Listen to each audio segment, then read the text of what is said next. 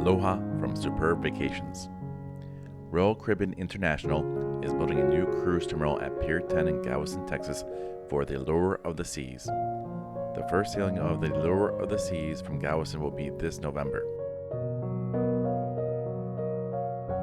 Please contact us at 197-TRAVEL-EZ or reservations at superb-vacations.com to book your next cruise.